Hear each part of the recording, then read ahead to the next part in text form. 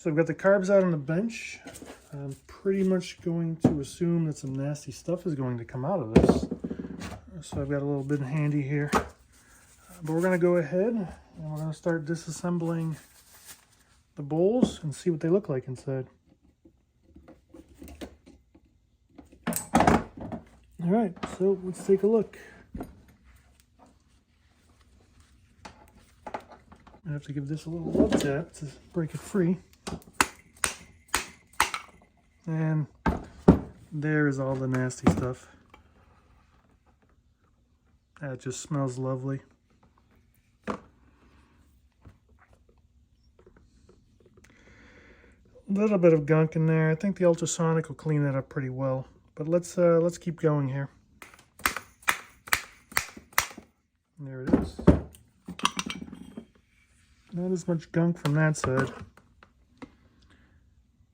But it looks like that's in the same general condition. So I've pulled the bowls apart. I'm pretty much going to throw this right into the ultrasonic bath and see if I can get this to clean up. What I did was go outside and use a little bit of carb cleaner to initially clean up these particular pieces here. I have a little bit of corrosion on it, but as I've seen on the gas cap, the ultrasonic should do a good job of taking this all off. So I've further pulled the carbs apart. I've removed the floats and some of the jets, and we got those in the ultrasonic as we speak. All right, so the carbs are disassembled. I've got them laid out here on the bench. I've started cleaning them up. I've put the main bodies and the various parts through the ultrasonic bath, and I cleaned up rather well. I'm going to go ahead and just hand clean the rest of these to kind of clean these up a little bit beyond what the ultrasonic did. Overall, no real corrosion. Was able to clean up a lot of the jets and such and the hardware. I may have to replace some of these O-rings. The O-rings for the bottom bowls were definitely junk as I pull them out, so I'm going to get a new set of those. But these actually cleaned up quite well. I'm happy with what they did. So I'm going to go ahead and, as soon as I get some parts in, I'm going to go ahead and reassemble these carbs and then give it a shot. And here are the carbs put back together again. So new seals. I did leave all the original jetting and hardware. I only changed out the seals and O-rings. Cleaned in the ultrasonic.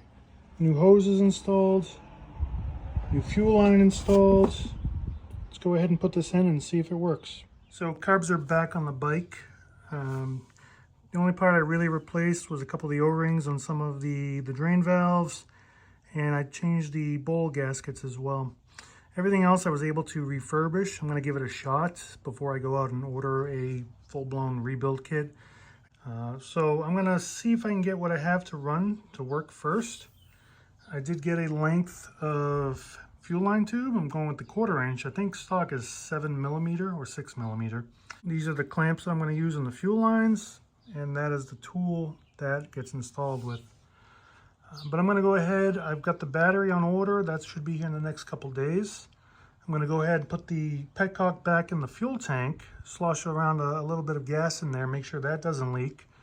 And then we'll go ahead and install the gas tank. I'll cut this to length. I'll leave a little bit extra here. Cut it to length, install that, and then all it's have to do is put a battery in here and fire it up. And fuel tank is installed. I've drained out the ATF. I've done a few flushes using some gasoline. Came out pretty clean. I know ATF will burn. It'll just make it a little bit smoky, but I wanted to try to get out as much as I can. So battery is here, is currently in place. Starting to go through this electrically. The key on. I do get response. I do get a headlight. Things seem to work. Turn signals. Left one's a little slow. Right one tries. But yeah, so it appears that we have electrical function. But what it appears I don't have is the ability to start. I've been trying a few cranks here and there to see if I can get it to fire over. Pull the plugs. I pulled the plugs out. Spark is non-existent or weak even. I can smell fuel when I pull the plugs out and crank it over, so I think fuel is making it into the carburetor and getting drawn to the engine. Plugs are wet, So again, I'm assuming fuels get in there. I just seem to not have the spark to do that. So I pulled the points cover off, and I'm going to kind of go through this, clean them up, and see if that gives me any hope. Decided to do a quick compression test. 137.5 psi on this cylinder. I did the other one, I got about the same 134-ish psi. So I think we're good on compression. So really it's fuel and spark that we're chasing at this point. So what's interesting is I've been going through the ignition system trying to verify if I have spark. And what I've found is that when I pull the boots off, when I use a screwdriver in the boot, etc., I do have spark to the cylinder head. Except when I use a spark plug. If I put a spark plug in here, on that side, the opposite side, I don't get any spark. So what I've done is I've taken both plugs off here, and I'm going to try to see if I get spark on this side. See if I have a spark. And we do. Now I'm going to switch the other spark plug, which was bad or didn't produce any spark. And let's see if we have anything here. I don't have any spark on this plug. So I'm going to go ahead and order a new set of spark plugs, and we'll go from there. So while we wait for parts, let's see if we can get to work here on restoring some of these chrome pieces. Here are some before shots of some of the chrome parts. I've pulled the exhaust off. I've snaked the borescope down in the pipes, found them clear so that this can go back on. But I wanted to start polishing some of the chrome up, and you can kind of see here I've started working on one side. I'm using this stuff here, and it seems to work quite well. It works basically like wax. You rub it in, let it develop a haze, and then you use a clean cloth to dry that off. And it seems to be doing a pretty good job here. You can see the pipe on the opposite side has not been treated, and this pipe here has been polished up, and it looks pretty good. Started doing these pipes here as well. You can kind of see the contrast here. But I still need to do quite a bit of work here. I've taken these side panels off here. I've started working on one of them. You can kind of see there how it's shining up. I have not started on the belt guard. This one's probably going to take a little bit more work because it does look like there's some rust on the top and internally. So I'm going to probably have to come up with a different method of cleaning this one. But I wanted to kind of show some before pictures, or more or less in work with this one. Again, you can kind of see the contrast here between the pipe I've been working on and the one I have yet to touch. And same general issue with the front fender. It's quite dirty, a little bit of rust on the outside. The inside has a little bit of surface rust as well. So I'm going to see what I can do here to get this to shine up. And so I got a little bit more work into this now. Kind of see a difference, a really dramatic difference. So this side here seems to be polishing up quite well. If I can get it to focus. Now there is still some oxidation. You can kind of see the focus there. Especially on the exhaust pipe on this top surface, a little bit rough. I don't know if the camera will pick that up. There's potential here, but I'm gonna have to figure out a better way of cleaning that. I also notice here in this area, I don't know if this is a bag or something that burned on there, but I'm having a hard time getting that off. But basically, I'm able to clean it up pretty well. Get this to kind of clean up. I'm going to start on this one next, but I just kind of wanted to show the contrast between the two sides.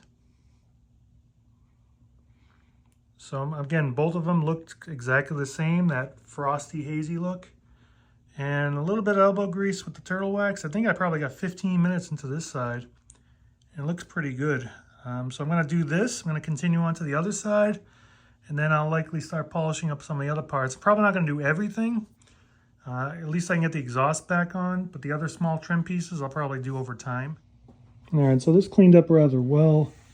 There's still some defects. Actually, the shine from it actually makes it hard to see it. But it's not exactly the most perfect thing in the world, but it looks 10 times better than it did before. I do have some residue, for instance, over here. I'm not quite sure what's spilled on this, but it's kind of stuck to this. So I'm going to have to do a little research, see what I can figure out that I can use to take this off. But the pipes did shine up pretty well. Again, some pitting on the top side. Got some residue here that I need to take off. But overall, I am happy. It looks like I had a piece of tape that was stuck to this. So I'm going to just see, do a little research as to what I think I can use to take this residue off the pipes. But overall, I'm pretty happy with the way these turned on. So I'll get these back on the bike, and then we'll continue on. And the pipes installed back on the bike.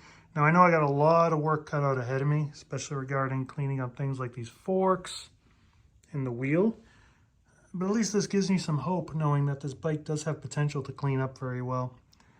So I'm going to continue on polishing and cleaning, and we'll see where I stop. So we've got some stuff cleaned up on the bike. Let's go ahead and continue on and see if we can get this thing started. New spark plugs have arrived. Let's gap them and throw them in and see how she goes. And here we go.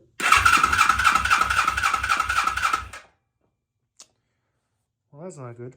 So we're going to try something here. I've gone through the entire ignition system on this.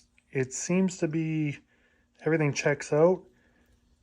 We're going to go ahead and try a little starting fluid. Alright, so it started. It doesn't really run well. The idle kind of stays high. It's showing all the signs of running lean. I had a tough time getting it running. I had to keep it choked. As you can see, it does that.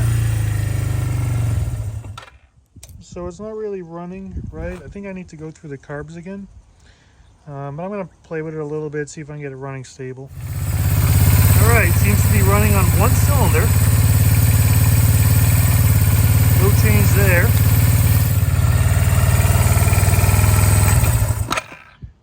Yep, we got a problem here. We're running on one cylinder.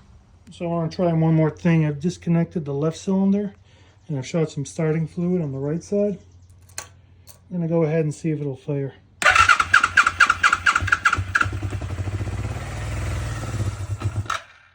Alright, so that tells me that spark works on that side, compression, etc.